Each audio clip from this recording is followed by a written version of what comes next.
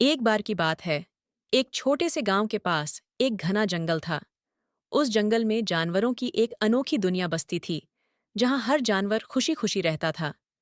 गांव में बूढ़ी माँ रहती थी, जो जानवरों की भाषा समझ सकती थी। जब जानवरों को कोई परेशानी होती, वे बूढ़ी माँ के पास आते और वह उनकी समस्या सुलझा देती। एक दिन जंगल में हलचल मच गई। जानवरों ने देखा कि उनके भोजन के लिए उगने वाले फल और घास तेजी से कम हो रहे हैं। हर कोई चिंतित था। फिर एक खरगोश बोला। ये बहुत बड़ी समस्या है। अगर ऐसा चलता रहा तो हम भूखे मर जाएंगे। हम कहाँ जाएंगे? लोमड़ी ने सिर हिलाते हुए कहा। जरूर कोई इंसान हमारे जंगल को नुकसान पहुंचा रहा है।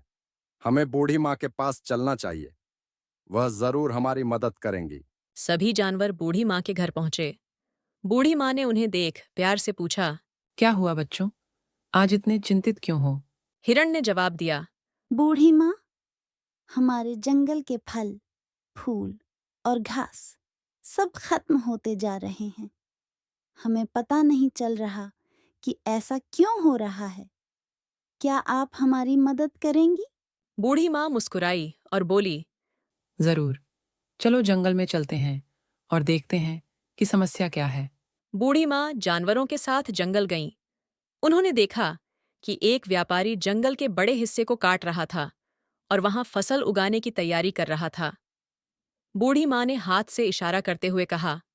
यही है तुम्हारी समस्या का कारण। अब इसे समझाने का वक्त है। बूढ़ी माँ ने व्यापारी के पास जाकर कहा। बेटा, यह जंगल सिर्फ तुम्हारा नहीं है।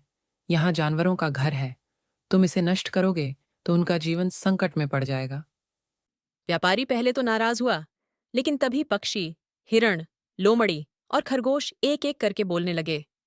खरगोश बोला। हम कहाँ जाएंगे? पक्षी चहकते हुए बोला। अगर पेड़ कट जाएंगे तो हमारा घोंसला कहाँ होगा? लोमड़ी ने गंभीर स्वर में कहा।